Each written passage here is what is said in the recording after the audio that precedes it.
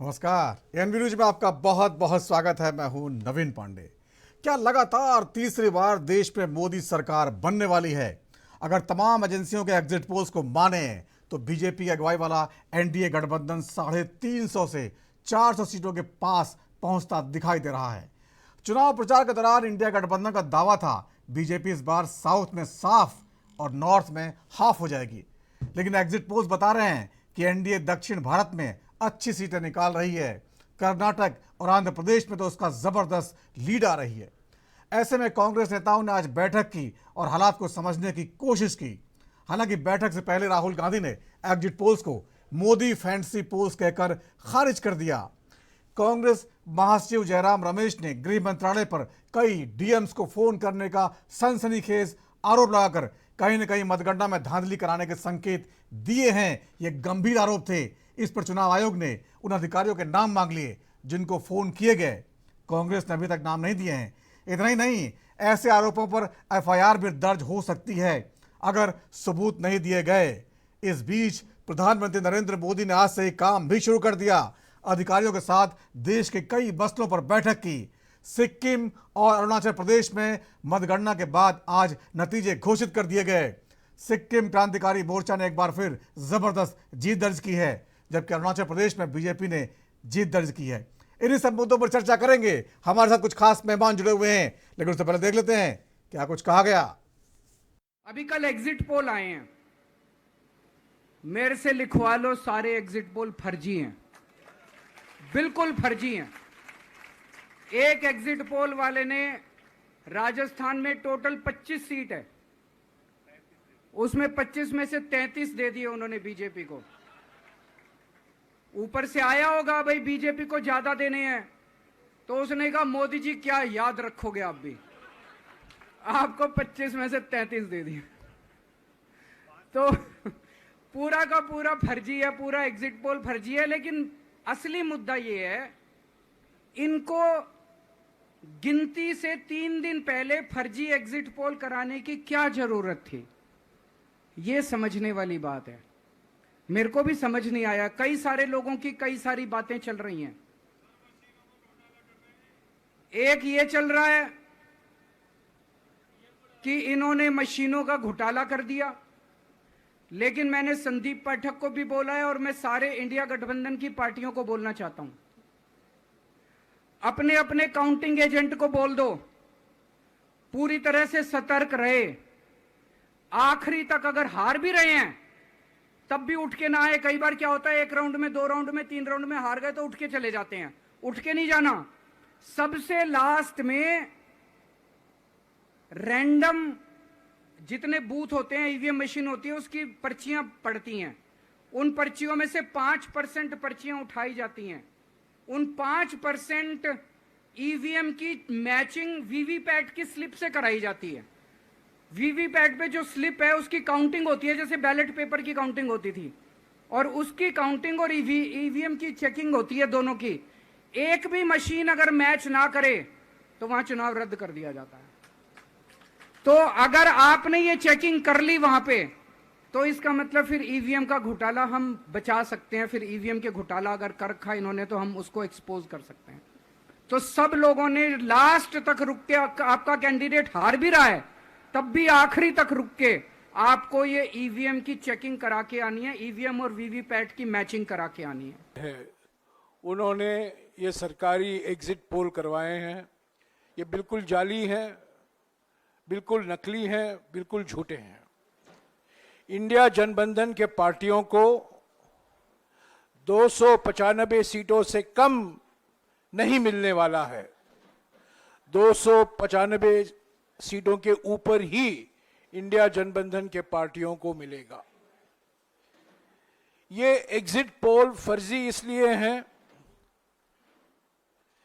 क्योंकि हमारे निवर्तमान प्रधानमंत्री और निवर्तमान गृह मंत्री ये सब मनोवैज्ञानिक खेल खेल रहे हैं, दबाव डाल रहे हैं सभी विपक्ष की पार्टियों के ऊपर, चुनाव आयोग के ऊपर, काउंटिंग एजेंट के ऊपर, रिटर्निंग ऑफिसर के ऊपर, और धमकी दिया जा रहा है। एक माहौल पैदा किया जा रहा है कि हम वापस लौट आ रहे हैं। हकीकत इससे बिल्कुल विपरीत है। और ये जो प्रयास है निवर्तमान प्रधानमंत्री और निवर्तमान गृह मंत्री कर रहे हैं, हमारे जो हौसला है उसको कमजोर करने में, वो बिल्कुल विफल होंगे।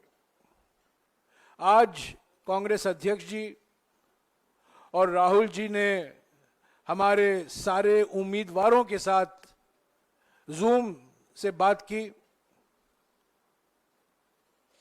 और बिल्कुल साफ हो गया है कि इंडिया जनबंधन को, और कल सभी इंडिया जनबंधन की पार्टियों भी मिली थी खड़गे जी के घर में, और हर एक राज्य में जो जमीनी स्थिति है उस पर चर्चा हुई, विस्तार से चर्चा हुई, और सभी का यही मानना था कि 295 सीटों के कम इंडिया जनबंधन को मिलने वाला नहीं है। इससे ज्यादा देखिए, एग्जिट पोल ने जो देखा वो अच्छा दिखा है।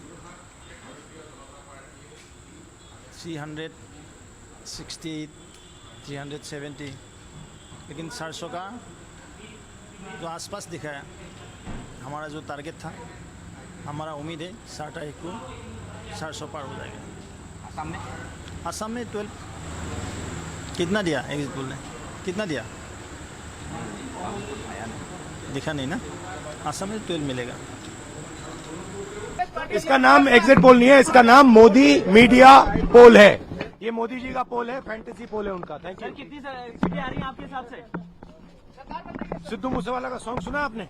नहीं, मोदी जी अगर तीसरी बार प्रधानमंत्री बनेंगे तो मैं अपना सर मुंडवाऊंगा। तो मैं उनसे कहना चाहता हूं कि अपनी बात पर कायम रहे, जगह स्थान बताएं, हम भी उनकी कुछ मदद करेंगे, क्योंकि हम भी देखना चाहते हैं उनके सर पे कितने बाल हैं। एग्जिट पोल कुछ नहीं, एग्जिट पोल जो आया है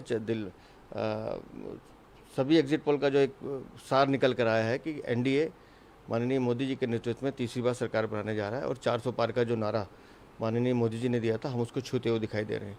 तो निस्संदेह माननीय मोदी जी के नेतृत्व में एनडीए की सरकार बनेगी और भारत विकसित भारत बने, उस दिशा में हम काम करेंगे। बारे में हिमाचल में चारों सीटों में टफ फाइट है पार्लियामेंट के, और 2 सीटों में कांग्रेस का एज है, और इवन अनुराग ठाकुर जी को भी टफेस्ट फाइट है, और आगे भी। पर ये जो एग्जिट पोल आया है, फील्ड पोल कुछ और बोलता है, एग्जिट पोल कुछ और बोलता है। हम तो फील्ड के लोग हैं, फील्ड में हमने देखा है, और 6 की 6 हम अभी जो विधानसभा के इलेक्शंस हो रहे हैं वो भी जीत रहे हैं।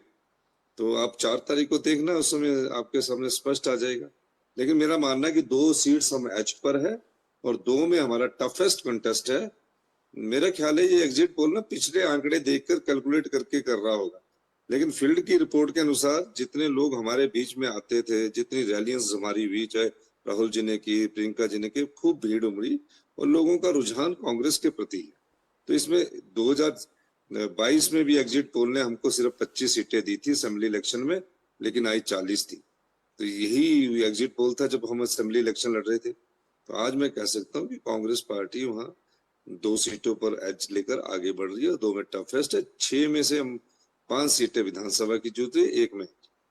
शुक्रिया सुकू जी। जिसने भी ये चुनाव जमीन पर जाकर देखा है या रिपोर्टिंग की है ग्राउंड से, वो एग्जिट पोल के आंकड़ों को मानने के लिए खुद तैयार नहीं है। क्योंकि असलियत यह है कि नरेंद्र मोदी के खिलाफ और उनकी सरकार के खिलाफ एक जबरदस्त आक्रोश पूरे देश में देखा गया। युवा उद्वेलित रहा, और यही नहीं, वो गुस्से से भरा हुआ था। आम व्यक्ति बेरोजगारी और महंगाई से जूझकर त्रस्त होकर कमर कसकर उन्होंने बदलाव के लिए वोट दिया है। तो ये जो एग्जिट पोल है, ये अमित शाह और नरेंद्र मोदी के पंटरों द्वारा तैयार किया गया है। ये उनके लिए व्यवसाय है। इससे अपना वैसे ही मनोरंजन करिए जैसे किसी मनोरंजन के कार्यक्रम के साथ करते, और उतने ही वेग से खारिज भी करिए जैसे किसी झूठी और फर्जी खबर को किया जाता। जनता की एग्जिट पोल ने इंडिया गठबंधन को पूर्ण बहुमत दिया है, और यही जनादेश भी स्पष्ट बहुमत साबित होगा। 4 जून का इंतजार कीजिए, परेशान मत होइए, क्योंकि पिक्चर तो अभी बाकी है। तो देखा आपने जिस तरह से एग्जिट पोल्स आए और विपक्ष लगातार एग्जिट पोल्स को मानने से इनकार कर रहा है, जिस तरह से जमीन पे कह रहे हैं कि भीड़ देखी गई, जनता जिस तरह से समर्थन में उमड़ी, मान ही नहीं सकते कि जो है इतनी बुरी हार हो रही हो। और इतना ही नहीं, चुनाव में जो मतगणना होगी उससे पहले इस पर सवाल खड़े कर दिए गए हैं। कांग्रेस के महासचिव जयराम रमेश ने ये कहा है कि गृह मंत्रालय से डीएम्स को फ़ोन किए जा रहे हैं, यानी कहीं ना कहीं रिगिंग की पूरी गुंजाइश बनी हुई है। इस पर चुनाव आयोग ने बहुत उनसे जवाब तलब कर लिया है, उनसे सबूत मांग लिए हैं। चलते हैं, मेहमानों से बात करते हैं और जानने की कोशिश करते हैं विपक्ष क्या सोचता है। हमारे साथ अमित तिवारी जी हैं, नेता बीजेपी के, आपका बहुत बहुत स्वागत है अमित जी। आशीष मिश्रा जी हैं, प्रवक्ता कांग्रेस का, आपका बहुत बहुत स्वागत है आशीष जी। आनंद त्रिपाठी साहब हैं, राजनीतिक विश्लेषक के तौर पर, आनंद जी बहुत बहुत स्वागत है। सबसे पहले अमित तिवारी जी, जिस तरह से एग्जिट पोल्स आए और सभी में एनडीए को जो है बढ़त दिखाई गई है और कहीं कहीं 400 के आसपास जीतते दिखाया जा रहा है। जो आप लोग दावा करते थे वो सच होता दिखाई दे रहा है, लेकिन ज़मीन पे जो भीड़ दिखाई दे रही थी, गठबंधन के नेताओं के रैलियों में जो लोग दिख रहे थे, उसके आधार पर विपक्ष मानने को बिल्कुल तैयार नहीं है। 4 तारीख को नतीजे आ जाएंगे, लेकिन विपक्ष अभी से उस पर सवाल खड़े कर रहा है। कह रहा है कि डीएम मैनेज किए जा रहे हैं और ये नतीजा ईवीएम से नहीं डीएम से निकलेगा। नवीन जी, देखिए, मैं आपके टीजर को सुन रहा था जो इसके पहले आप दिखा रहे थे। देखिए, जयराम रमेश जो एक पंचायत का इलेक्शन नहीं जीत सकते, वो बात कर रहे हैं चुनावों में चुनाव के आकलन की, तो अपने आप में ही हास्यास्पद है। देखिए, इन्होंने इसी तरीके से एक भ्रम फैलाने की कोशिश की थी। आपको याद होगा किस तरीके से कोविड की जो महामारी आई थी उस समय कहने लगे थे वो मोविड है। जो वैक्सीन जब हमने लेकर आए तो उसको कहने लगे कि ये मोदी वैक्सीन है, और उसी तरीके से आज जो एग्जिट पोल आए हैं उसको ये कहने लगे कि ये मोदी पोल है। तो विपक्ष की हताशा समझ में आती है, क्योंकि विपक्ष के चाल को जनता ने समझ लिया था बहुत पहले ही। और जो आपने जैसा कहा कि भीड़ आ रही थी, तो असलियत में ही था। मैंने आपके डिबेट में एक बार कहा भी था कि वो भीड़ नहीं है, वो उनका खदेड़ा हो रहा था। तो ये समझ नहीं पाए कि इनका खदेड़ा हो रहा था कि वो भीड़ उनको सुनने आई है। तो इसी बात का शायद कंफ्यूजन रह गया, और तो इनको समझ में नहीं आया। तो जनता ने फाइनली इनका खदेड़ा कर दिया है। खैर, ये तो एग्जिट पोल है, हमारा स्टैंड पहले भी वही रहता था, चाहे हम इलेक्शन जीते या हारे, कि एग्जिट पोल के नतीजों पर उतना भरोसा नहीं करना चाहिए, क्योंकि at the end of the day जो काउंटिंग, जो ईवीएम से रिजल्ट्स आते हैं, वही एग्जैक्ट नंबर्स होते हैं। आपको लगता है अमित जी क्या एग्जिट पोल्स में जो जरूर अमित जी, आपको लगता है जो एग्जिट पोल्स में जो बताया जा रहा है नतीजे उससे अलग भी हो सकते हैं? बिल्कुल, हम तो आज भी मान रहे हैं कि हमारा नंबर 400 पार का है। एग्जिट पोल में कम दिखाया जा रहा है हमें। हम तो आज भी ये मान रहे हैं कि हमारा जो नंबर है वो 415 के पार जाएगा। ये हमारा अपना आकलन है। एग्जिट पोल आज भी अगर आप देखें तो एवरेज के तौर पर 380 385 ऐसे दिखा रहे हैं।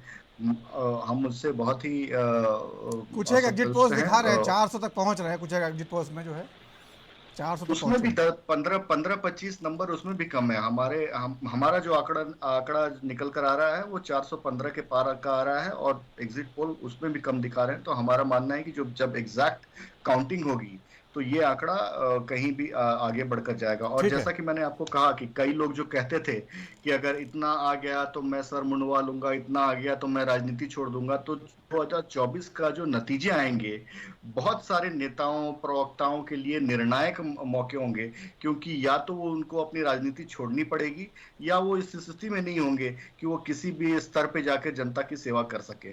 तो ये जो बहुत ही निर्णायक रिजल्ट्स आएंगे, बहुत लोगों के लिए ये आखिरी शायद चुनाव होगा, क्योंकि बहुत सारे लोग तो इसके पहले ही राज्यसभा का रास्ता चुनकर जा चुके हैं। तो सार्वजनिक जीवन में बहुत लोगों के लिए निर्णायक साबित होने जा रहा है। ठीक है आशीष मिश्रा जी, इलेक्शन कमीशन जो है बहुत गंभीर हो गया है आप लोगों के आरोपों को लेके। हो सकता है केवल कहने के लिए कह दिया गया हो, लेकिन ये जो आरोप लगाया गया है, गृह मंत्रालय ने बहुत सारे डीएम्स को फ़ोन किए और कहीं ना कहीं काउंटिंग को मैनेज करने की कोशिश की जा रही है। ये जो नरेशन तैयार किया जा रहा है, इसको लेकर चुनाव आयोग बहुत गंभीर है और कल दोपहर में एक प्रेस कॉन्फ्रेंस करके आपके आरोपों का जवाब भी देने वाला है। और इतना ही नहीं, यहाँ तक कहा गया है कि हम कार्रवाई करेंगे अगर सबूत नहीं दिए गए, और सबूत तो दिए देंगे। आज शाम 7 बजे तक का समय था, कोई सबूत है अभी आप लोगों के पास?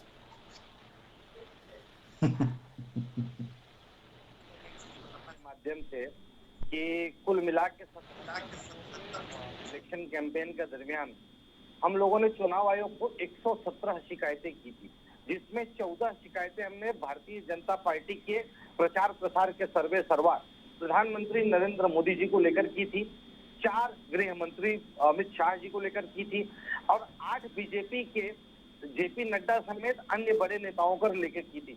117 के एवज में चुनाव आयोग ने क्या किया था आपको पता है? चुनाव आयोग ने उनके ऊपर कोई कार्रवाई करने की जगह पे उल्टा हम कंप्लेंट करने वालों को ही नोटिस थमा दिया था। चुनाव आयोग का चरण चुंबन जिस तरह से सरकारी संस्था में एक संवैधानिक पद पर होते हुए ये लोगों ने करने का काम किया है, निश्चित तौर पर जनता ने उसको अपनी खुली आंखों से देखा है। और चुनाव आयोग क्या कहेगा भैया, कहाँ मानने वाले हैं, किस संवैधानिक संस्था को मानते हैं?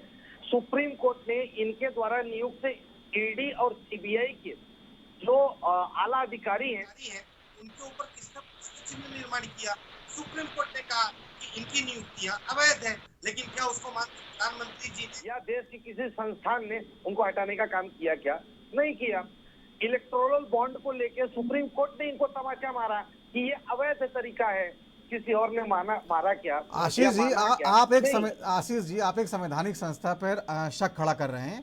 ये मान लीजिए 4 तारीख को नतीजे आते हैं, जो एग्जिट पोल्स आया यही नतीजे रहे, तो आप लोग उसको मानेंगे या नहीं मानेंगे, खारिज कर देंगे? एक सेकंड, कल आपने बलिया में एक चीज देखा? बलिया में जिस प्रकार से उपद्रव हो रहा था, किस बात को लेके हो रहा था? फॉर्म 17C भैया क्यों नहीं दे रहे हो आप? क्या दिक्कत है आपको?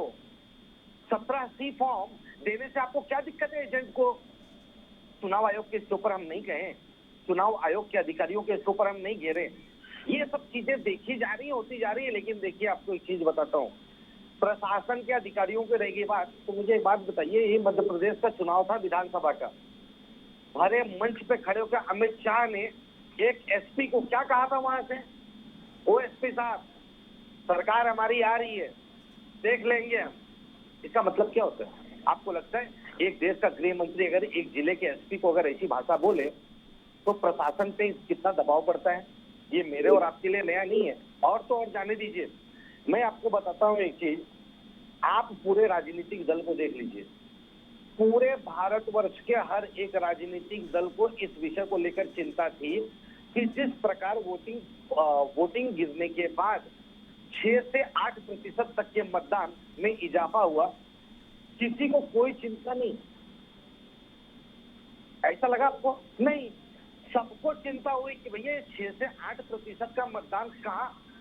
मैं जवाब दे रहा हूँ, मेरा हो जाएगा, आप दीजिएगा। तो ये 6 से 8% का जो मतदान बढ़ने का था, इसके ऊपर हमने कहा झूठ बोल रहे हैं। नवीन जी जवाब देना चाहूंगा, जवाब अभी दूंगा। और इसके ऊपर अभी तक चुनाव आयोग ने कोई स्पष्टीकरण नहीं दिया। इसके ऊपर कोर्ट ने भी चिंता अपनी जाहिर की है। और दूसरी चीज, बैलेट पेपर हमारी एक मांग है, और हमारी एक मांग है जो हम करते हैं कि आप एक काम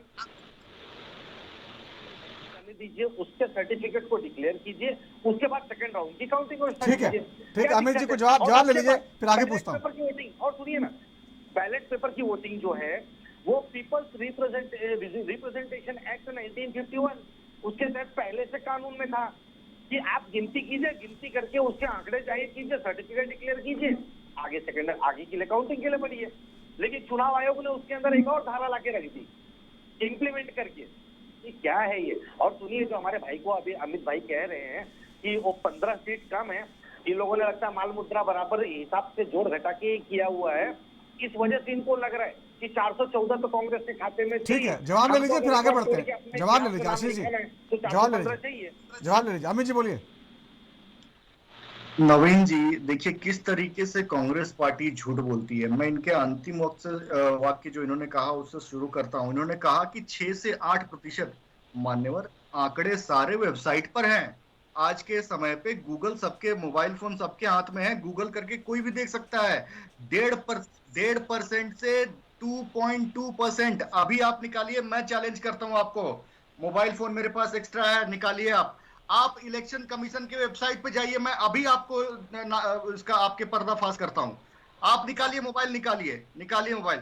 1.5% से 2.2%, ये आंकड़ा जो अंतर है वो अमूमन सब सारे इलेक्शंस में रहा है, और ये इतना फासला रहता ही है। उसके बाद इन्होंने इनका विदाई का पत्र, इन्होंने जिस तरीके से संवैधानिक संस्थाओं पे अविश्वास दिखाई, इस पे कोई बड़ी बात नहीं है नवीन जी। इलेक्शन कमीशन पे, सीबीआई पे, ईडी पे, आईटी पे, सुप्रीम कोर्ट पे, इन सब पे विस्तृत तरीके से ऑक्सफोर्ड कैम्ब्रिज यूनिवर्सिटी में जाके राहुल गांधी स्वयं बात कर चुके हैं। तो निश्चित तौर पे कांग्रेस का कार्यकर्ता, नेता और प्रवक्ता ऐसी बातें करेंगे, इसमें कोई आश्चर्य होने की बात नहीं है। दूसरी बात, इनका जो विदाई पत्र है, अरे नवीन जी सुन लीजिए चुपचाप, सुन लीजिए चुपचाप, बौखलाइए मत, सुनिए मेरी बात को। किस तरीके से इनका विदाई पत्र जनता ने तैयार कर दिया था। 2 तारीख को अरविंद केजरीवाल की विदाई, 3 तारीख को रोना धोना और 4 तारीख को ईवीएम पर ठीकरा फोड़ना। ठीक वही हो रहा है। आज 3 तारीख है और रोना धोना इनका। ठीक है, वो सब आप लोग पहले कह चुके थे, लेकिन गंभीर अमित जी गंभीर सवाल ये है, क्या विपक्ष जो है इन जो चुनाव के नतीजे आएंगे उसको मान रहा है कि नहीं मान रहा है, ये बड़ी बात है। आशीष जी, तमाम जो आपके तर्क हैं वो जहां जाते हैं, कहाँ है आपके आंकड़े? 6 से 8% कहाँ है? मिश्रा जी दिखाइए, आप तो अभी मोबाइल खोल के दिखा रहे थे, बताइए मान्यवर। अरे सुनिए, कहाँ है ना इलेक्शन कमीशन का वेबसाइट दिखाई है, तो मैंने वही बोला 6 से 8% का जो पोलिंग में हो रहा है। झूठ बोल रहे हैं आप, झूठ बोल रहे हैं आप, झूठे हैं। आपका शहजादा, आपकी पार्टी झूठी है, ये बेवजह की बात आप लोग सब झूठे हो, ये हार की हताशा है। मिश्रा जी झूठ बोल के कहीं नहीं भाग पाइएगा, झूठ बोल के कहीं नहीं भाग पाइएगा। झूठ के पाँव नहीं होते हैं, पछताना पड़ेगा, देख लीजिएगा। आज भी जनता के जनादेश को स्वीकार करके देश हित में काम करना शुरू कीजिए, हो सकता है आपकी सीटें पड़ जाए। ठीक है, अभी सुन लीजिए, झूठ बोलेंगे, बड़े मुद्दे सामने खड़े हैं अमित जी, मुद्दे राजनीतिक आरोप प्रत्यारोप से आगे बढ़ते हैं। बड़ा मुद्दा सामने खड़ा है, संवैधानिक संस्था पे आरोप है और चुनाव के नतीजे मानेगी नहीं मानेगी कांग्रेस, ये बड़ा सवाल है। आशीष मिश्रा जी, 4 तारीख को नतीजे आएंगे, आप लोग उसको मानेंगे या नहीं मानेंगे? जनता ने मान लिया है। सुनिए, आपको एक चीज बता देता हूँ पांडे जी, नवीन भाई, मैं आपको यही बता दे रहा हूँ, हम इसलिए नहीं मान रहे हैं क्योंकि हमने देखी है कि under current Bharatiya Janata party को लेकर लोगों में ये उनका व्यक्तिगत मामला था, और लोग क्योंकि चुनावी धांधली का सबसे बड़ा आरोप इंदिरा गांधी पर लगा है। अमित जी सुन लीजिए ना, अमित जी सुन लीजिए, आपकी बात आ गई, चुनावी धांधली का सबसे बड़ा आपकी बात आ गई, अभी पूछूंगा आपसे। अमित जी, लुटेरे तो ये इनका अतीत इनको कहता है। अमित जी, पहले सवाल खड़ा होता है कि जो ये इन्होंने शक जाहिर किया है उस पर जो है अपना रुख साफ कर लें, उसके बाद आरोप प्रत्यारोप आइएगा। आशीष मिश्रा जी, यहाँ पर बहुत क्लियर कट जवाब बनता है कि 4 तारीख के नतीजे आप मानेंगे या नहीं मानेंगे?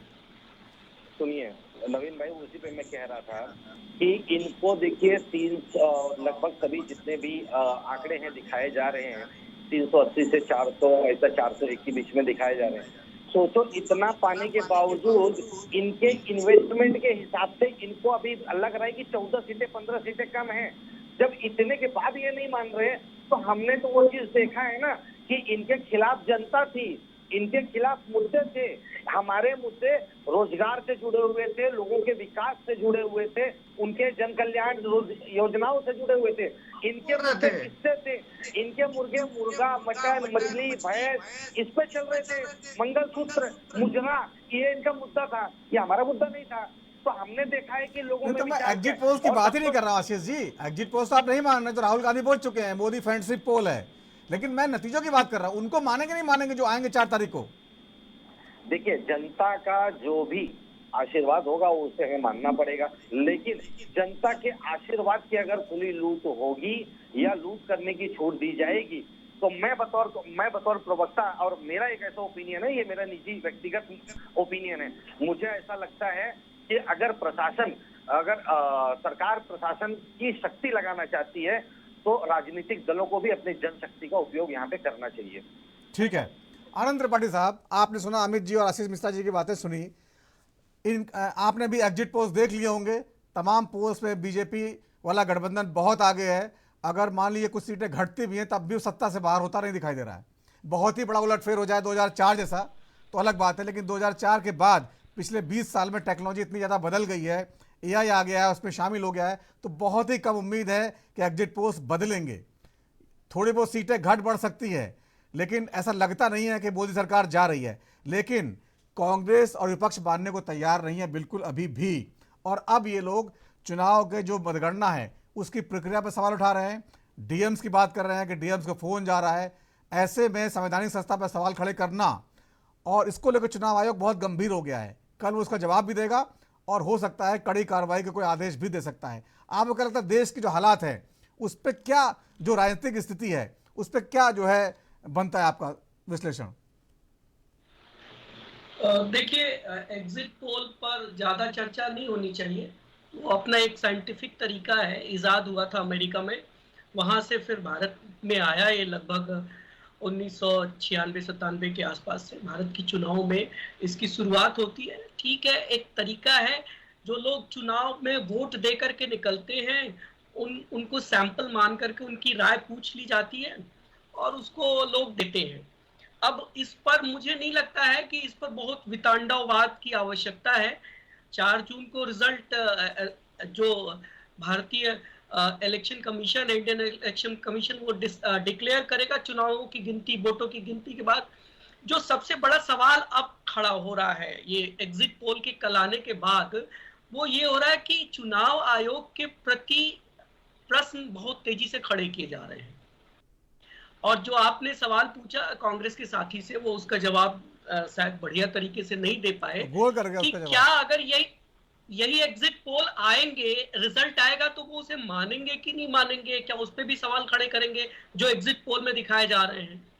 अगर लगे कि मान ले कांग्रेस या विपक्षी पार्टियां या भाजपा जिसके भी पक्ष विपक्ष में आए वो उसको मान ले और गरिमापूर्ण तरीके से माने, वो ज्यादा बेहतर स्थिति होगी। लेकिन एक बड़ी बात मैं कहना चाहूंगा कि जो इलेक्शन कमीशन ऑफ इंडिया पे सवाल खड़े किए जा रहे हैं ना, इलेक्शन कमीशन ऑफ इंडिया इससे बहुत बड़े बड़े ऐसे निर्णय कर चुका है अतीत में जिस पर कभी कोई सवाल इस देश में नहीं खड़ा किया गया। आपको शायद ध्यान हो 1991 का चुनाव, 21 मई को कांग्रेस के जो सर्वे सर्वा नेता थे उस दौर में, पूर्व प्रधानमंत्री राजीव गांधी, उनकी हत्या हो जाती है। 22 मई को प्रेसिडेंट, प्रधानमंत्री और सभी संबद्ध लोगों की एक बैठक बुलाते हैं। ये आर वेंकट रमन की किताब में माय प्रेसिडेंशियल ईयर में लिखा हुआ है, उन्हीं की लिखी हुई किताब है। किया जाता है कि चुनाव, चूंकि 23 मई को अगला इलेक्शन था, अगले फेज का, तो क्या स्थिति होगी।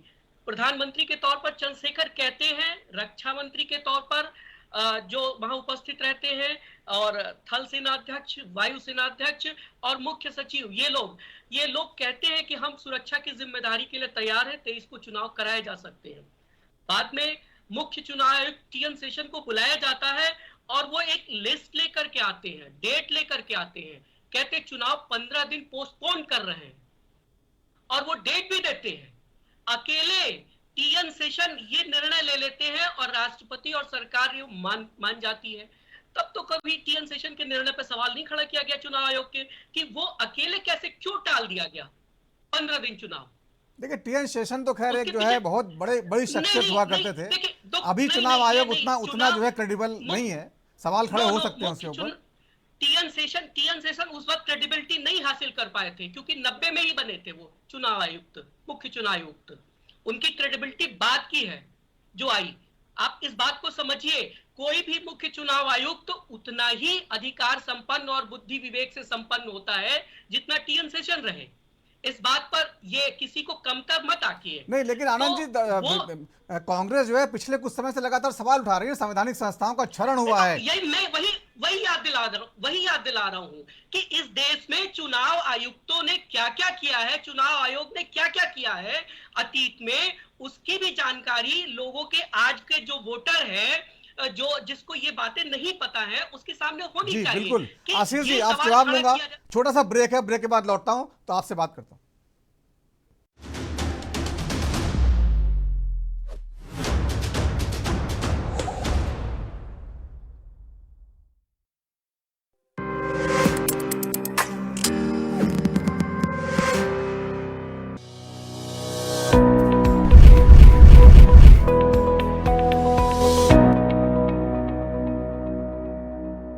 उत्तर प्रदेश की राजधानी लखनऊ से मैं जितेंद्र सिंह। हिमाचल की राजधानी शिमला से ANB न्यूज के लिए मैं टीना ठाकुर। छत्तीसगढ़ की राजधानी रायपुर से मैं अखिलेश तिवारी राजपुर। देवभूमि उत्तराखंड से मैं अमित चौधरी। राजनांदगांव, वाराणसी, चंबा, नूरपुर, गुरुग्राम, खरौना, फरीदाबाद, लुधियाना, हरिद्वार, रुड़की, सीतापुर, गौतम बुद्ध नगर, अमेठी, फिरोजाबाद, चित्रकूट, हमीरपुर, कानपुर नगर से ANB न्यूज के लिए मैं सत्यम गोस्वामी। सबसे बड़ा नेटवर्क ANB न्यूज।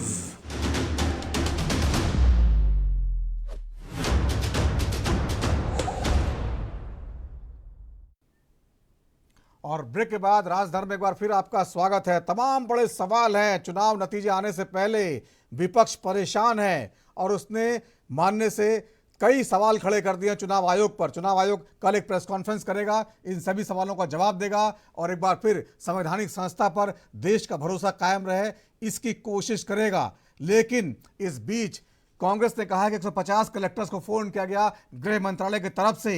एक बहुत बड़ा आरोप है और उनसे जवाब मांगा गया है। उन कलेक्टर्स के नाम मांगे गए हैं जिनको फोन किया गया गृह मंत्रालय से। चुनाव आयोग ने कांग्रेस महासचिव जयराम रमेश को नोटिस भेजा है। शाम को 7 बजे तक का समय दिया था, उन्होंने जवाब नहीं दिया अभी तक। हो सकता है आगे दें। हम बात कर रहे हैं, हमारे साथ मौजूद हैं तमाम पार्टियों के नेता। अमित तिवारी जी हैं, नेता बीजेपी के। आशीष मिश्रा जी हैं, प्रवक्ता कांग्रेस के। आनंद त्रिपाठी हैं, राजनीतिक विश्लेषक के तौर पर। आशीष मिश्रा जी, आपको जवाब देना चाहते थे, उस पर एक सवाल और है। जिस तरह से आप बार बार ये बोल रहे हैं हमारी सभाओं में भीड़ जुट रही थी, तो एग्जिट पोल्स कहीं ये इनकार नहीं करते हैं कि आपके वोट नहीं बढ़ रहे हैं, आपके वोट बढ़ रहे हैं। यूपी का मैं आंकड़ा देख रहा था, तकरीबन अंदाजा है कि 14% वोट बढ़ा है विपक्ष का। लेकिन सवाल वही है, जो आपका वोट बढ़ रहा है वो कहीं ना कहीं बाकी दलों का वोट आपकी तरफ आया है। बीजेपी भी अपने वोट को बढ़ाने में कामयाब रही है या बरकरार रखने में कामयाब रही है। इस कारण से उनकी सीटें बनी हुई हैं। मुकाबला बहुत कड़ा था। इस मुकाबले में अच्छा करने के बावजूद भी आप नहीं जीत पा रहे हैं। इस बात को मानने में दिक्कत क्या है? सवाल खड़ा करेंगे आप लोग, जनता में भ्रम फैलेगा, एक बार संवैधानिक संस्था पर जो है लोगों का भरोसा डिगेगा। क्या यही चाहते हैं आप लोग? बोलिए। आपको 2 सीटों का उदाहरण देता हूँ। एक देता हूँ मेरठ का, दूसरा देता हूँ अमेठी का। मेरठ में चुनाव संपन्न हुआ, अरुण गोयल जी तुरंत करके मुंबई के लिए रवाना हो गए। ठीक उसी तरीके से अमेठी में जैसे ही चुनाव संपन्न हुआ, स्मृति ईरानी जी अपना पैकअप करके अपने गृह क्षेत्र के लिए रवाना हो गई।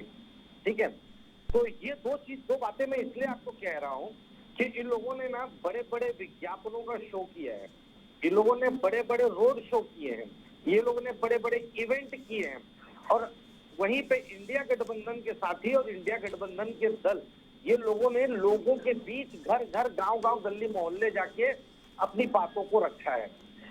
इसी के साथ साथ मैं आपको बताना चाहता हूं कि ये जो 2 महीने आपको उदाहरण दिए है ना, ये आपको देश के पैमाने को समझने के लिए बहुत बड़ी चीज है।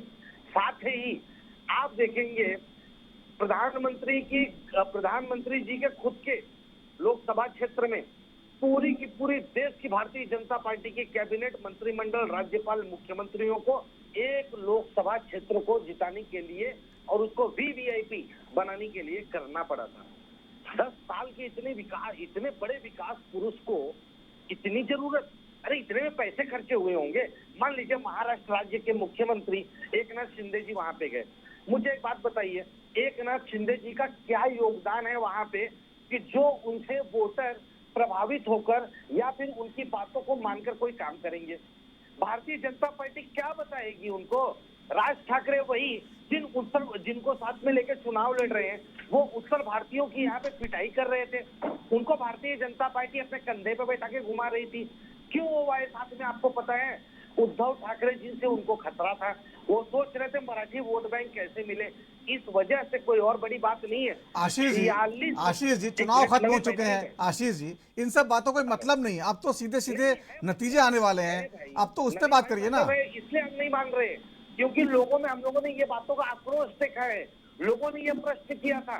और अभी जैसा आनंद जी हमारे भाई बता रहे थे, हमारे बड़े आनंद भाई कह रहे थे कि चुनाव आयोग ने इतने बड़े बड़े काम किए हैं कि उनका लोगों ने लोहा माना है। हाँ, माना है लोहा, ये वो युग था, वो युग की बात कर रहे हैं आप। वहां पे इंदिरा जी को भी लोगों ने लोहा माना था, वहां पे जवाहरलाल नेहरू जी को भी लोगों ने लोहा माना था कि जिस प्रकार से बंजर जमीन ये भारत को मिली थी, वहां पे भारत को यहाँ तक कैसे लाया गया, इसमें देश के तमाम नेताओं का योगदान रहा है। और उसमें मैं इतना भी कहना चाहूंगा, भले भारतीय जनता पार्टी 2 सीटों की पार्टी रही होगी उस समय, उनके भी नेताओं ने बढ़ चढ़कर हिस्सा लेके भारत के बुनियादी ढांचे को मजबूत करने का काम किया था। आज क्यों नहीं माना जा रहा है? आज इसलिए नहीं माना जा रहा है, रात के 2 बजे सीबीआई के अफसर के केबिन को घेर लिया जाता है और वो कहता है मैं स्वस्थ हूं, और उसको जबरदस्ती कहा जाता है कि आप 1.5 महीने की छुट्टी पे जा रहे हो। इलेक्टोरल बॉन्ड पे 1 क्लिक पे 48 लाख जो एटीएम चलाती है, ऑपरेट करती है कंपनी, वो state bank of India Bharat की इतनी बड़ी बैंक, वो कहती है हम आपको आंकड़े देंगे। सारे जो मुद्दे जो हैं पिछले 2.5 महीने से डिस्कस हो रहे हैं चुनाव में, जनता ने सुन लिए हैं, उन्होंने अपना फैसला दे दिया है, अभी उनका फैसला जो है आने वाला है, ठीक है, उस पर बात कर लेते हैं। मुझे चलिए मुझे बताइए आप जो मतगणना होगी उसके लिए जो अखिलेश यादव जी ने जो कहा है बहुत अलर्ट रहिए, केजरीवाल जी आज बोल गए हैं बहुत अलर्ट रहिए, जो एग्जिट पोल्स हैं जो एक तरह से जो आपको मतलब बेवकूफ़ बनाने के लिए ताकि आप भ्रम में रहें और आप वहां से निकल जाएं छोड़ के और जो है अधिकारी अपना काम कर लें। इस पर आपको बात करनी चाहिए कि हम कैसे अलर्ट रहेंगे, किस तरह से आप अपने जो है अपने कार्यकर्ताओं को संदेश देना चाहते हैं। जिस प्रकार से एक छोटे से राज्य में एक मेयर के चुनाव को लेकर चंडीगढ़ में जिस तरह से चीरहरण होते हुए लोकतंत्र का देखा गया था ना, ठीक उसी प्रकार से ये किसी भी निचले स्तर तक गिरने के लिए तैयार है। इस वजह से अच्छा अभी देखा हमारे अमित भाई से आप पूछ के देखिएगा, वो कहेंगे ना ना ना ना चंडीगढ़ में कुछ नहीं हुआ था। कुछ नहीं, जो था सब ठीक था, सब अच्छा था। अच्छा हमारा ना जो सुप्रीम कोर्ट ने कान के पर्दे इधर के इधर हिलने लगे थे, ये ना इसी के लिए इनको डर है कि आप टेंशन मत लीजिए 4 तारीख के बाद, इसलिए अभी तक कहा कि जो हम लोग अपने गठबंधन के साथी तैयार हैं, मैंने इससे अब ये शब्द कहा हूं कि अब अगर प्रशासन का दुरुपयोग किया जाए तो जनता को अपनी शक्ति का प्रयोग करने के लिए तैयार रहना चाहिए। अगर कानून को ऐसा लगता है, देश के प्रधानमंत्री को ऐसा लगता है, आपको सवाल खड़े कर रहे हैं, जनता किस तरह से बीच में आती है इसमें चुनाव मतगणना में? जब मैं छोटा बच्चा तो वहां पे ना एक लकड़ पग्घावटी नुमा करके मतलब आए थे, ऐसा सुनने में आता था। तो लोग क्या करते थे पता है, रात को सोने के पहले अपने मुड़वारी है ना सर के दाहिने साइड में गोजी रख के सोते थे। कारण क्या था पता है आपको? अभी भी देखो, आप यकीन नहीं होगा, हमारे हिंदू धर्म की परंपरा, अमित भाई तो भारतीय जनता पार्टी के कुछ समय के लिए कॉन्ट्रैक्ट के लिए रखा है, इनको अच्छे तरीके पता होगा। रात में सपने जब आने लगते हैं ना तो माँ क्या बोलती है पता है, बेटा लोहे वाली चक्कू ना सर के नीचे रख के सो जाओ। इसलिए कह रहा हूँ अपने लोकतंत्र के अधिकार को पहलियां बुझाने की जरूरत नहीं है, साफ साफ बताइए ना। आप कांग्रेस कार्यकर्ताओं को साफ साफ बताइए वो क्या करें, मतगणना के दिन क्या करें। ये आपको पहले लगता है नवीन भाई? मैं कह रहा हूँ कि साफ साफ बताइए, साफ साफ बताइए कि लोग क्या करें, कैसे अलर्ट रहें, ये बताइए। मैंने कहा जनता को अपनी शक्ति का प्रयोग करना चाहिए और अधिकारियों की मनमानी पे रोक लगानी चाहिए। सुदर्शन चक्र भी श्री कृष्ण भगवान ने कब उठाया था पता है ना आपको? जन कल्याण। अब नवीन जी आ रहा हूँ। ठीक है, बोलिए अमित जी, बोलिए, जवाब दीजिए। चंडीगढ़ पे पहले पूछिए। ठीक है आशीष जवाब देते हैं। नवीन जी मुझे मैं इनकी बातों को बहुत ही गौर से सुन रहा था जी। और ये उस पार्टी का पक्ष रख रहे हैं जिस पार्टी के ऊपर चुनावी धांधली का सबसे पहला और सबसे बड़ा आरोप लगा था, जिसके कारण इंदिरा गांधी और इसको सत्यापित किसी और ने नहीं, स्वयं सुप्रीम कोर्ट ने। नवीन जी सुन लीजिए, आपको मैंने 15 मिनट आराम से सुना है, चिल्लाइए मत, सुन लीजिए। अब सुन लीजिए ऐसे। मंगल पांडे ने आप फिर बोलिए। पढ़ाओ भैया, अब भी बताओ ना 2023 और 24 की कहानी, काहे लजा रहे हो इतना? 50 साल पुरानी बातों पर जो है कुछ नया उदाहरण दीजिए अमित जी। चंडीगढ़ पे आ जाओ। इन्होंने बोल लिया तो अब मैं बोलूं। आशीष जी सुन लीजिए आशीष जी। नहीं चंडीगढ़ से शुरुआत कर, सुन लीजिए ना, वो उस पर आ रहे हैं, वो उस पर आ रहे हैं, चंडीगढ़ में भी आएंगे। अमित जी चंडीगढ़ जवाब दीजिएगा, बोलिए। चंडीगढ़ इनको बहुत प्यारा हो गया अभी। खैर, मैं ये बता रहा था कि ये उस पार्टी का पक्ष रख रहे हैं जिस पार्टी के ऊपर चुनावी धांधली का सबसे बड़ा और सबसे पूरा, मैं वहीं से शुरुआत करूंगा। आपने आंकड़े दिखाए जो इलेक्शन कमीशन के कितना डिफरेंस है, वो आंकड़ा दिखाया। झूठे आदमी हो, झूठे प्रवक्ता हो आप, झूठे आपके नेता झूठे, एक नंबर के अमित जी व्यक्तिगत टिप्पणी नहीं, अमित जी कोई आंकड़े दिखा नहीं रहे हैं, अमित जी व्यक्तिगत झूठ पे टिप्पणी झूठ बोले जा रहे हैं। तो देखिए, अगर ये इस तरीके से डिस्टर्ब करेंगे, मैं पूरे डिबेट में इनको बोलने नहीं दूंगा। आशीष सुन लीजिए, फिर ये फड़फड़ाएंगे, फिर ये फड़फड़ाएंगे और फिर इनकी धोती खुलेगी।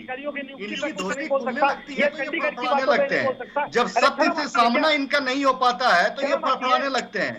तीर सही निशाने पे लगा है, तीर सही निशाने पे लगा है। आशीष जी के फड़फड़ाने से समझ में आ रहा है। नवीन जी देखिए, इन्होंने अभी आपके चैनल पे क्या कहा कि जनता को फैसला लेना चाहिए। आशीष जी सुनिए, चुपचाप बैठिए और सुनिए चुपचाप। नवीन जी अभी आपके सामने इन्होंने जनता को भड़काने का काम किया है। उन्होंने ये कहा कि अगर नतीजे हमारे हिसाब से नहीं आए तो आपको हमला कर देना चाहिए। ये इनकी नियत है, ये इनकी नियत है। ये चाहते नहीं है कि देश का लोकतंत्र बचे, ये चाहते नहीं है कि देश में पीसफुली एक वातावरण बने। ये चाहते हैं दंगा करवाना। जो ये करवाते आए हैं वही ये दोबारा करवाना चाह रहे हैं, और इस चीज को जनता समझती है। मान्यवर, झूठ आपका अब नहीं चलने वाला है। आपकी करप्ट पार्टी है, आपके झूठे लोग हैं, आपके नेता नेत्री सब झूठे हैं। नेहरू से लेकर इंदिरा तक सब झूठे हैं, राजीव से लेकर राहुल तक सब झूठे हैं, सोनिया से लेकर खड़गे तक सब झूठे हैं। आप झूठे हैं, और जिसके नेता प्रवक्ता झूठे हो उसके कार्यकर्ता से क्या लेना देना। अभी जो ये इतनी सारी चक्कू लेके, ये लेके, वो लेके सोते हैं, भाई साहब जेब काटने का काम करते हो तो जाइए मुंबई के ट्रेन में, वहां कीजिए। ठीक है अमित जी, ठीक है, आपकी बात भी आशीष जी, ठीक है। लेके ये लेके, वो लेके, मुरेठा लेके, हंसुआ लेके, ये सब मत कीजिए। यहाँ पे एक ऐसा लगना चाहिए कि कांग्रेस पार्टी का प्रवक्ता है, वैसी भाषा का इस्तेमाल मत कीजिए। चक्कू लेके, मुरेठा लेके, बल्ला लेके, सब क्या कर रहे हैं भाई साहब? जेब कट रहे हैं क्या? देखिए निजी हमले के लिए मंच नहीं है, निजी हमले के लिए मंच नहीं है। ठीक है, ठीक है आशीष जी, ठीक है। आनंद त्रिपाठी साहब, ठीक है। अमित जी, कहाँ है वो आंकड़े? गूगल कट नहीं बना, गूगल कट नहीं बना, गूगल व्यक्तिगत टिप्पणी, व्यक्तिगत से बचिए, व्यक्तिगत से बचिए। आशीष जी, आनंद त्रिपाठी साहब, आपने सुना होगा, दोनों प्रवक्ताओं की बातें सुनी होगी। आशीष मिश्रा जी जो कह रहे हैं जनता अलर्ट रहे, जनता का कोई रोल इसमें कहाँ है? मतगणना में कार्यकर्ताओं को संदेश दे सकते हैं कि वो अलर्ट रहें, जो वहां पे एजेंट जाएंगे वो अलर्ट रहें। तो जनता का क्या कहना चाहते हैं ये लोग? कुछ गंभीर कोई संकेत दे रहे हैं? आप थोड़े दिन पहले जाइए, 2022 का उत्तर प्रदेश का चुनाव था, जिस दिन चुनाव संपन्न हो गया, अखिलेश यादव और उनकी पार्टी के सारे लोगों ने स्पष्ट तौर पर घोषणा की अपने कार्यकर्ताओं को, कहा कि सड़कों पर निकलो, जहां ईवीएम सुरक्षित रखी गई है वहां जाकर के पहरे दो। तो आज भी उनके कार्यकर्ता, समाजवादी पार्टी के कार्यकर्ता एसडीएम की गाड़ियां रोक करके चेक करने लगे, डीएम की गाड़ियां रोक करके चेक करने लगे, एसएसपी की गाड़ियां रोक करके, मतलब उनको एक सेंस ऑफ विक्ट्री जो समझ में आ रही थी उस समय 22 के उत्तर प्रदेश के चुनाव में, तो इसी तरह की बात कर रहे थे। और उनके कार्यकर्ताओं ने ये किया भी, 10 डीएम, एसडीएम, एसएसपी की गाड़ियों को रोक लिया जो वहां सुरक्षा के कार्यों को देखने जा रहे थे। तो ये वही उसी का अगला क्रम है कि जनता अलर्ट रहे। जनता का कोई रोल नहीं है, जनता जो रोल निभाना था उसने निर्वाह कर दिया। 1 जून की शाम को 6 बजे के बाद या जो भी उसके थोड़े समय बाद अंतिम वोट पड़ गया, वहां जनता का काम समाप्त हो जाता है। अब चुनाव की वोटों की गिनती में जनता का कोई रोल नहीं है, और ये उसको किसी तरह का उसका रोल नहीं है, वो सिर्फ, और न किसी का रोल नहीं है। चुनाव आयोग चुनावों की गणना कराएगा और जो भी रिजल्ट आएगा उसको सबको स्वीकार करना पड़ेगा। ठीक, आशीष मिश्रा जी, ये मूल बात जी, ये मूल बात है। तो जो वो जनता को अलर्ट करने की बात हो रही है, वो 2022 में समाजवादी पार्टी जो इनके गठबंधन सहयोगी है उत्तर प्रदेश में, वो कर चुके हैं। आपको ध्यान होगा, तमाम अखबारों की सुर्खियां बनी थी तो वो उसी का हो सकता है, एक मतलब कि सूक्ष्म तौर पर वही बात हो दिमाग में। ठीक है, मन में आशीष मिश्रा जी, आप अपने कार्यकर्ताओं को, जो गठबंधन के आपके जो पार्टियां हैं उनके कार्यकर्ताओं को, उनके जो मतगणना एजेंट हैं उनको कह सकते हैं कि आप अलर्ट रहिए, जैसा अखिलेश जी ने कहा कि आप मशीनों को चेक करिए, आप उसका सील देखिए, वो सब बातें आप करिए, उसमें कोई दिक्कत नहीं है। लेकिन जनता को भड़काने की कोशिश थोड़ा सा ये जो है गैर कानूनी हो जाता है। और चुनाव आयोग की मंशा पे सवाल उठाना जो है ये थोड़ा सा सवाल उठाने तक तो तब भी ठीक था कि चले एक अधिकारी एक बार कह सकते हैं, लेकिन जो डीएम है जो पूरे इस प्रोसेस को देख रहे हैं उनके पूरे सवाल खड़े कर देना एक तरह से थोड़ा सा ये गलत हो जाता है। दूसरा सवाल मेरा ये है, देखिए चुनाव तो अब खत्म हो चुका है, अब जो नतीजे आएंगे वो अब आपको मानने पड़ेंगे, अब इसका करने से कोई फायदा नहीं है। नवीन भाई, आप इस बात को मानने के लिए तैयार हो कि गांधी जी की फिल्म आने के बाद गांधी जी को लोग जानने लगे थे? अब ये सब बातों का समय खत्म हो चुका है। आशीष जी आपकी बात सही है, उस पर चर्चा हो चुकी है। कह रहा हूँ कि हमारे आनंद भाई ने भी जो चीज कहा ना, मैंने कहा आपने उस युग के, अरे ये गुंडों की पार्टी है नवीन जी, ये गुंडों की पार्टी है, ये लुटेरों की पार्टी है, ये इसी तरीके से ये सोरोस के टूल किट पर काम करने वाली पार्टी है। इनका खुद का दिमाग कहाँ है?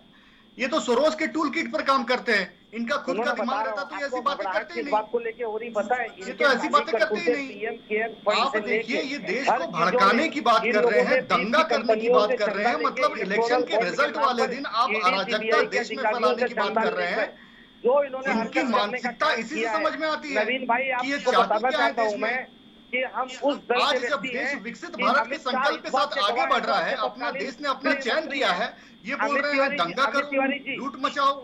अमित किस भाई, तरीके से बंगाल अमित में भाई हम बोलो। देखते हैं किस तरीके से छप्पा मारा जाता है, नवीन रैगिंग जी। होता है। नवीन जी, जी नवीन जी, बोलिए बोलिए बोलिए। नवीन जी, अमित भाई को इस बात की घबराहट हो रही है कहीं वापस से वो दौर ना आ जाए। अमित शाह को जिस तरह से कॉलर पकड़ के घसीट के बाहर निकाला गया था, वापस से भारतीय जनता पार्टी के नेताओं को निकालने की नौबत है। हिम्मत नहीं है, करके दिखाइए। हिम्मत नहीं है, जहाँ पे आपकी सरकार है वहां तो पर तो कर सकते हैं ना कुछ। कर्नाटक में नवीन जी मैं आपको बात बताता हूँ, कर्नाटक में चिल्ला चिल्ला कर आया 40%, 40%, 40%। एक भी नेता के ऊपर इनका कोई आरोप नहीं है, ना एक भी नेता को गिरफ्तार किया। अरे हिम्मत नहीं है इनकी कि कुछ भी करने का, क्योंकि इनके पास सबूत नहीं है। तो जब सबूत नहीं होंगे तो कार्रवाई कहां से करेंगे? योगी आदित्यनाथ भी जब तक मुख्यमंत्री नहीं बने थे तब तक 103 मुकदमे के वो अपराधी थे। मुख्यमंत्री बनने के बाद उन्होंने अपने मुकदमे वापस ले लिए। ठीक है, सरकार में होना आज रोब है। अच्छा ठीक है आशीष मिश्रा जी, ठीक है आगे बढ़ते हैं। आपका वक्त चला गया आशीष भाई जी, साहब, आगे बढ़ते हैं। चल रहा मोदी जी समय कम बचा, आगे बढ़ते हैं। 50 साल तक अब इंतजार कीजिए। आशीष जी, इसके लिए मोदी जी के पीछे भटकते रहिए। आप लोगों ने आशीष जी आप लोगों ने आज मीटिंग की, आशीष जी आप लोगों ने आज मीटिंग की कांग्रेस के लोगों, उनका फीडबैक लिया, क्या फीडबैक निकल के आया है जो जो भाई कार्यकर्ताओं से भी शेयर करना चाहेंगे आप? आपको फीडबैक क्या था हमारा, क्योंकि चर्चा जो हुई ना, फीडबैक ये था ईडी सीबीआई अधिकारियों को लगा के कितने से माल की वसूली की गई है इलेक्टोरल बॉन्ड में। एक दूसरा, वैक्सीन के नाम पर जो वैक्सीन की कंपनियों से घोटाले किए गए और उनसे मोटी रकम ली गई है। अरे चुनाव का फीडबैक मांग रहा हूँ, जो इलेक्शन का, आप काय का फीडबैक दे रहे हैं? बता रहे हैं, वो सब क्लियर हो चुका है। 4 तारीख के बाद हम अपनी सरकार बनाने जा रहे हैं और उसके बाद का हम लोग ने, ये लोग ने जैसा 100 दिन का रोड मैप का एक ढकोसला पीटा है ना, वो देखने दिखाने के लिए, ठीक है उसको रहने दीजिए।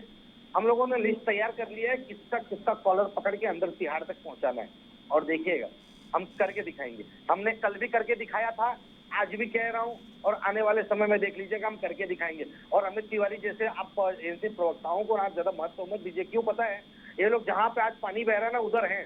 इनका इसी परिस्थिति हो जाएगी कि इनके दल के कई नेता ही भाग के इधर आ जाएंगे, क्योंकि ऑलरेडी इनके पास तो कोई क्षमता है नहीं, न इनके पास नेता है, न नीति है, न नीयत है। अगर हमारे पास से उम्मीदवार नहीं जाते तो इनके पास तो राज्यसभा में भी जाने के लिए सदस्य नहीं थे। बहुत जोश में है आशीष मिश्रा जी, अभी भी कौन बनेगा वो तय नहीं हो। वो भारतीय जनता पार्टी को कह रहा है ना नीति है ना नियत है ना क्या। किसी बात को डर लग रहा है। ठीक है, एक प्रवक्ता हैं लेकिन अपने प्रवक्ता धर्म का पालन आप कर रहे हैं, लेकिन ठीक है हालात को भी थोड़ा सा ध्यान रखना चाहिए, हालात क्या चल रहे हैं। अमित भाई का ना सम्मान करता हूँ, दल के हैं, लेकिन ठीक है एक दूसरे की इज्जत करते हैं, ऐसा कुछ नहीं है। ठीक है, आनंद त्रिपाठी जी, आपको लगता है कि जो है जिस तरह से कांग्रेस जा रही है बिल्कुल आक्रामक मोड में, चुनाव खत्म हो चुके हैं, वोटिंग हो चुकी है, इसके बाद भी क्या ये इस तरह का रवैये का मतलब क्या है? पहले कभी ऐसा नहीं सुना गया। अब देखिए कांग्रेस पार्टी का विश्लेषण क्या किया जाए, वो अब नए दौर की कांग्रेस है, नए युवा लोग हैं, है ना, थोड़ा सा एंगरनेस ज्यादा है, तो हो सकता है उसका प्रदर्शन कर रहे हो, साक्षात सामने दिख रही चीजों को एकदम से नकार देने की भी ताकत क्षमता होती है भाई युवाओं में, इसमें कोई संदेह नहीं है ना।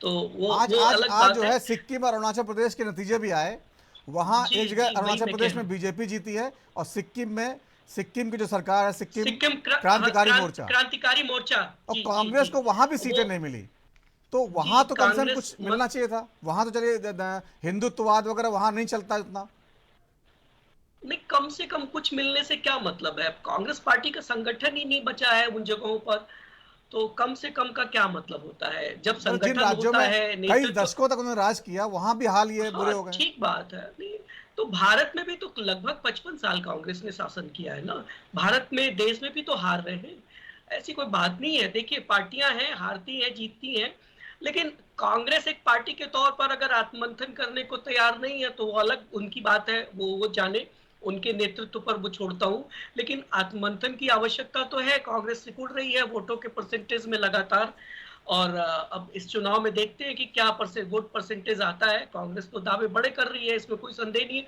लेकिन कोई बड़े से बड़ा दावा करने वाला भी कांग्रेस को खुद के लिए 150 सीट नहीं दे रहा है। कांग्रेस पार्टी को अकेले तौर पर कोई बड़े से बड़ा, कांग्रेस पार्टी के भी जो दावे हैं वो भी कांग्रेस पार्टी को 150 सीट से ज्यादा की कोई दावेदारी नहीं कर रहा है।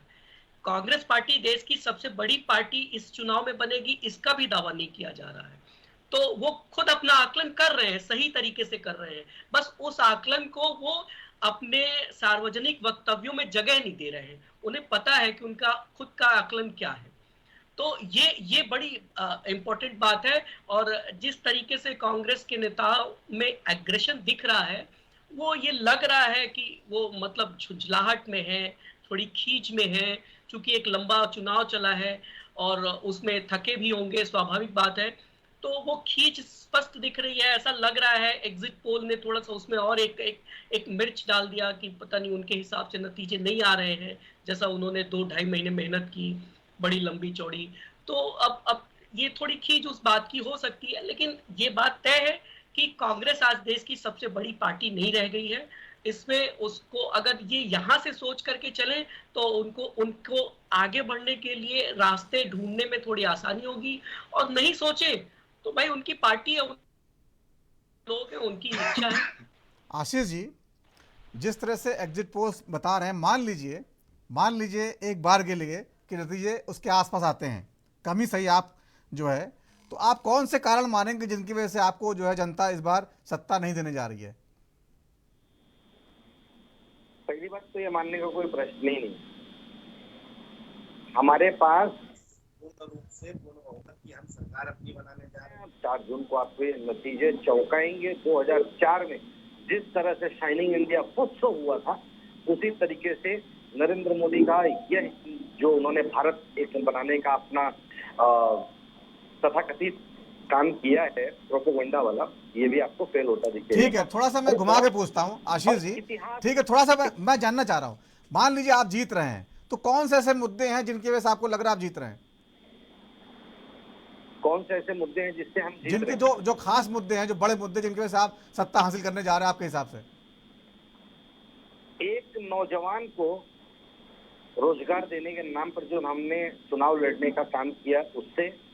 दूसरा, हमने जनता के बीच जाने के बाद सिर्फ और सिर्फ उनके मुद्दे की बात की और उनके अधिकारों की रक्षा की बात की, और जातीय जनगणना जो सबसे मुख्य विषय था, ये लोगों ने बढ़ चढ़ कर इसमें हिस्सा लिया, क्योंकि उसके अंदर पिछड़ी जातियों के साथ में SC, ST, OBC के साथ राहुल जी ने, आपने देखा होगा, स्पष्ट रूप से कहा कि सामान्य वर्ग के गरीब लोगों को भी मुख्य धारा में लाने का अधिकार है। ये हमारे मुख्य मुद्दे हैं। ठीक है, अमित तिवारी जी, अगर मान लीजिए जो है एग्जिट पोल के नतीजे अगर आपके पक्ष में आते हैं, तो कौन से बड़े मुद्दे आपको लगता है, 2-3 मुद्दे जिनकी वजह से जनता दोबारा भरोसा करने जा रही है? नहीं, देखिए, प्रधानमंत्री मोदी जी ने पहले ही कह दिया था कि 2047 तक हमें विकसित भारत बनाना है। अपने थर्ड टर्म में हमें तीसरी सबसे बड़ी इकोनॉमी बननी है, जीडीपी को 5 ट्रिलियन तक पहुंचाना है, housing for all, gas connection for all, water, tap water for all, ये सारी चीजों को लेकर जनता में हम गए थे इलेक्शन के समय में, और इन्हीं सब कामों को हम आगे बढ़ाएंगे। लेकिन मुख्य तौर पे कांग्रेस का जो रवैया है वो बहुत ही दुर्भाग्यपूर्ण है। अगर जो इनकी बात नहीं करता है उनको, उनके ऊपर ये उसको झुठलाने लगते हैं। जो मीडिया इनकी बात नहीं करता है उसको गोदी मीडिया और मीडिया को गाली देने लगते हैं। पत्रकारों को बॉयकॉट किया, हम सबने देखा था। अभी तो एग्जिट पोल के बहस में ही नहीं आने वाले थे, किसी तरीके से मनाया गया तो एग्जिट पोल के बहस में आने लगे।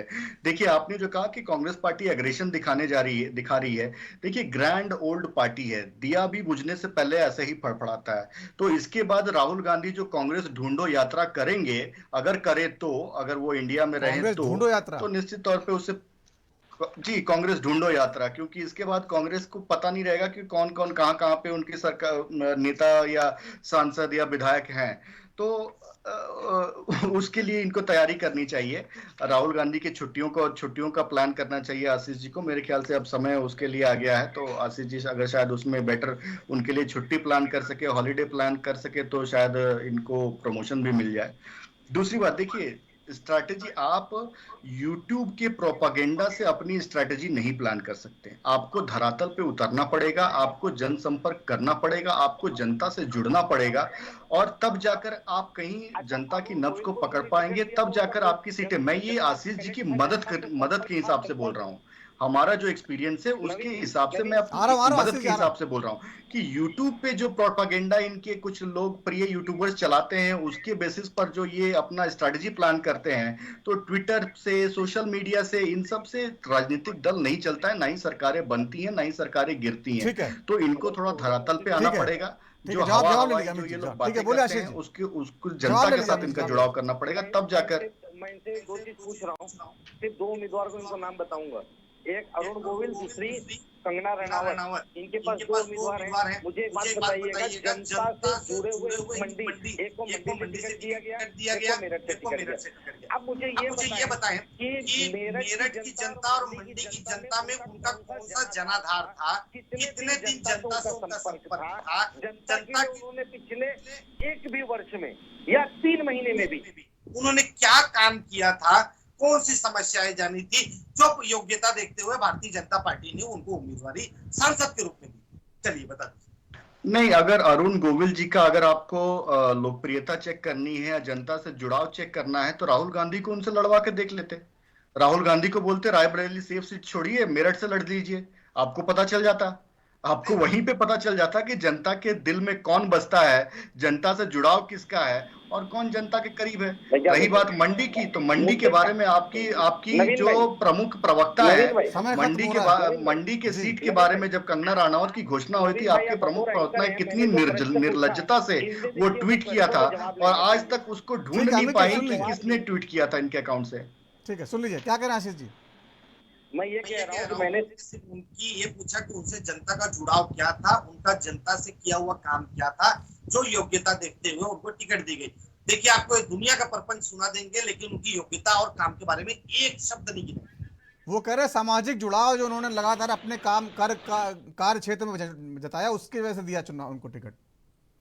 सही बात, डोनाल्ड ट्रंप को बुला के दे देना चाहिए इनको, इनके ऊपर मेरे ठीक है आशीष जी, एग्रेशन बचा के रखिए, अभी 4 तारीख तक बहुत काम आएगा, 4 को नतीजे आने हैं, उसके बाद भी लगातार जनता जानना चाहेगी।